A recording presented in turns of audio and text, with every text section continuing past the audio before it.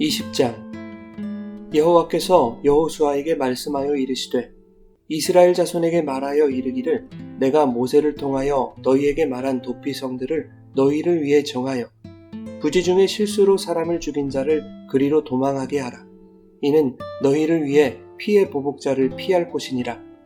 이 성읍들 중에 하나에 도피하는 자는 그 성읍에 들어가는 문 어귀에 서서 그 성읍의 장로들의 귀에 자기의 사건을 말할 것이요 그들은 그를 성읍에 받아들여 한 곳을 주어 자기들 중에 거주하게 하고 피의 보복자가 그의 뒤를 따라온다 할지라도 그들은 그 살인자를 그의 손에 내주지 말지니 이는 본래 미워함이 없이 부지 중에 그의 이웃을 죽였음이라. 그 살인자는 회중 앞에 서서 재판을 받기까지 또는 그 당시 대제사장이 죽기까지 그 성읍에 거주하다가 그 후에 그 살인자는 그 성읍 곧 자기가 도망하여 나온 자기의 성읍 자기의 집으로 돌아갈지니라 하라 하시니라. 이에 그들이 납달리의 산지 갈릴리 게데스와 에브라임 산지의 세겜과 유다 산지의 기럇 아르바 곧 헤브론과 여리고 동쪽 요단 저쪽 르우벤 지파 중에서 평지 광야의 베셀과 갓 지파 중에서 길르앗 라못과 므낫세 지파 중에서 바산 골란을 구별하였으니 이는 곧 이스라엘 모든 자손과 그들 중에 거류하는 거류민을 위하여 선정된 성읍들로서 누구든지 부지 중에 살인한 자가 그리로 도망하여 그가 회중 앞에 설 때까지 피의 보복자의 손에 죽지 아니하게 하기 위함이라. 여러분 좋은 아침입니다. 오늘도 말씀의 은혜가 여러분의 삶에 풍성히 임하기를 소망합니다. 이스라엘 12지파에 대한 기업 분배가 완료된 후에 하나님은 여호수아를 통하여 이스라엘 백성에게 도피성을 지정해 주십니다. 이미 출애굽기와 민수기, 신명기에서도 도피성에 대해서 다루었었는데 그 말씀들을 종합해보면 도피성은 부지 중에 사람을 죽인 자가 피의 보복자로부터 보복을 당하지 않도록 하기 위한 장치였습니다. 피의 보복자는 히브리어로 고엘이라고 하는데 룻기에서는 이 고엘을 기업 물을 자라고 표현하고 있죠. 고엘은 형제나 친족이 겪고 있는 억울함과 어려움을 책임지고 해결해줘야 할 권리를 가진 자를 말합니다. 그래서 룻기에서는 보아스가 기업 물을 자의 권리를 확보하여 룻과 혼인관계를 이루는 것으로서 그 책임을 다하게 되죠. 그런가 하면 고엘은 형제나 친족이 누군가에 의해 죽임을 당했을 때 살인자에게 복수를 함으로써 죽은 자와 그 가족들의 억울함을 풀어주어야 했습니다. 그것은 당시 사회에서 허용되는 관습이었고 고엘이 져야 할 당연한 책임으로 여겨졌습니다.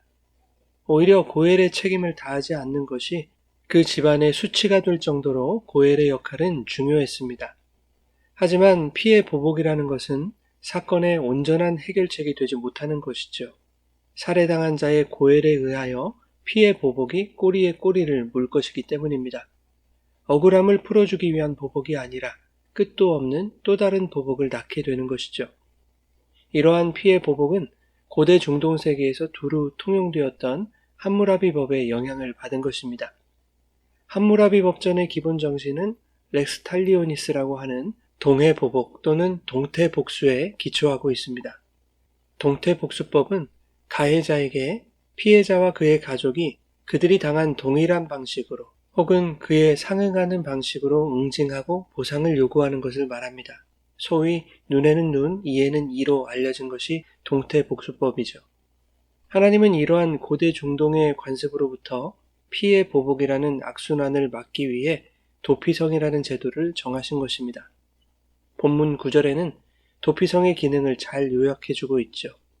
누구든지 부지 중에 살인한 자가 그리로 도망하여 그가 회중 앞에 설 때까지 피의 보복자의 손에 죽지 아니하게 하기 위함이라 라고 말씀하고 있습니다.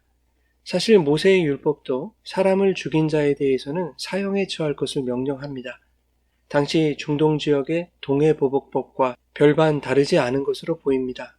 그러나 하나님은 도피성을 지정하심으로써 살인의 고의성 여부를 가려 무분별한 피해 복수를 지향하신다는 점에서 동태복수법과 현격한 차이를 보여주시는 것입니다. 살인을 저질렀더라도 실수로 죽였거나 고의성이 없는 살인이었다면 피해 보복자를 피하여 도피성에서 생명을 보존할 수 있었습니다. 그러나 고의적인 살인을 저지른 자들이 도피성을 악용하는 것을 막기 위하여 도피성이 있는 성읍의 입구에서 그 성읍 장로들이 사건의 내용을 소상히 듣고 도피성에 들어가는 것을 판단하도록 했습니다. 만일 고의적인 살인이 아니라고 판단되면 장로들은 살인자를 받아들여 자기들 중에 거주할 곳을 제공해야 했습니다. 또한 피해 보복자가 쫓아온다 할지라도 살인자를 넘겨줄 수 없었습니다. 그러나 도피성으로 피신한 자가 도피성 밖으로 나갔다가 피해 보복자에게 죽임을 당하는 경우에는 살인죄가 적용되지 않았습니다. 도피성 안에서만 생명을 보존할 수 있는 제도였기 때문이죠. 도피성에 들어온 자는 재판을 받게 되는데 재판 결과가 과실치사로 인정이 되면 그는 그 당시에 대제사장이 죽기까지 그 성읍에 거주하다가 대제사장이 죽으면 자신의 집으로 돌아갈 수 있었습니다. 즉 대제사장의 죽음과 함께 공소시효가 끝나는 것이죠. 대제사장이 그의 살인죄를 대신하여 죽음으로써 살인을 저지른 자의 죄의 근거가 사라지는 것입니다. 그러므로 도피성 제도는 피해 복수를 근절한다는 생명 존중을 넘어서 영원한 대제사장이신 예수 그리스도의 대속적 죽음을 예표하는 구속사적 의미로 이해할 수 있는 것이죠. 도피성은 모두 6개의 성읍이 선정되었는데 요단 동편과 서편에 각각 3곳씩이었습니다. 부지 중에 살인한 자가 어디에 있든지 쉽게 도피성으로 피할 수 있도록 이스라엘 전체를 적절하게 분할하여 도피성을 세웠습니다. 특히 유대의 전승에 의하면 도피성으로 향하는 길은 폭이 14m나 될 정도로 넓게 잘 닦아놓았을 뿐만 아니라 곳곳에 이정표를 세워서 쉽고 빠르게 도피성으로 피신할 수 있도록 했습니다. 한 사람의 생명을 귀하게 여기시는 하나님의 세심하고도 적극적인 배려를 엿볼 수 있는 것이죠. 여러분, 도피성은 모든 죄인을 대신하여 죽으신 대제사장 예수 그리스도의 대속을 모형하고 있습니다. 하나님은 모든 죄인들이 세상의 법과 세상의 가치 아래서 피해 보복과 같은 영원한 멸망을 당하지 아니하고 무죄 판결과 영원한 생명을 얻을 수 있도록 예수 그리스도라는 크고 넓고 확실한 길과 진리, 생명의 도피성을 허락해 주셨습니다. 그 누구든 예수 그리스도 안에 속하기만 하면 예수의 죽으심과 함께 모든 죄의 근거가 소멸되고 예수의 죽으심이 모든 죄인들에게 생명과 온전한 자유로 돌아오는 이 구속과 구원의 원리를 도피성이 설명하고 있는 것입니다. 부지 중에 실수로 사람을 죽인 자가 도피성을 벗어나면 피해 보복으로부터 안전할 수 없었듯이 예수 그리스도 밖에 있는 삶은 안전하지 못한 것이죠. 세상의 법은 죽이는 법이고 살리는 법은 오직 예수 그리스도 안에 있음을 기억해야 합니다. 도피성으로 구별된 성읍은 게데스와 세겜, 헤브론과 베셀, 길르앗 라목과 바산의 골란이었습니다. 그런데 이 도피성들의 이름이 지니는 뜻이 예수 그리스도의 속성과 연결되죠. 매튜 헨리에 의하면 거룩하다는 뜻의 게데스는 성전 되신 그리스도를 상징하는 것이고 어깨를 의미하는 세겜은 정사를 어깨에 맨 그리스도를 상징한다고 보았습니다. 교제와 연합을 의미하는 헤브론은 성도로 하여금 하나님과 교제하고 연합하게 하시는 그리스도를, 요새를 뜻하는 베셀은 성도의 요새가 되시는 그리스도를 상징한다고 말했습니다.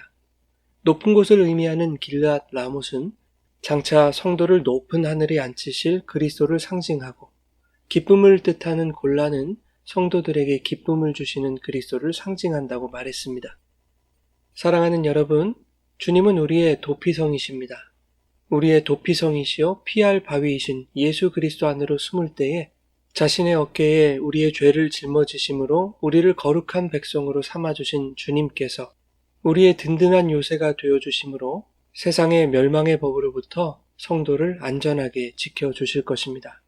또한 하나님과 교제하고 연합하는 풍성한 기쁨을 누리게 하실 뿐만 아니라 장차 당신의 백성들을 지극히 높으신 하나님 나라로 인도해 주실 것에 대한 기대와 소망과 믿음을 허락해 주실 것입니다. 오늘도 우리가 어디에 있든지 길과 이정표이신 주님의 말씀을 통하여 그리스도 예수 안으로 들어가 그분의 말씀과 진리 안에서 살아가는 거룩한 삶이 되시기를 예수님의 이름으로 축원합니다.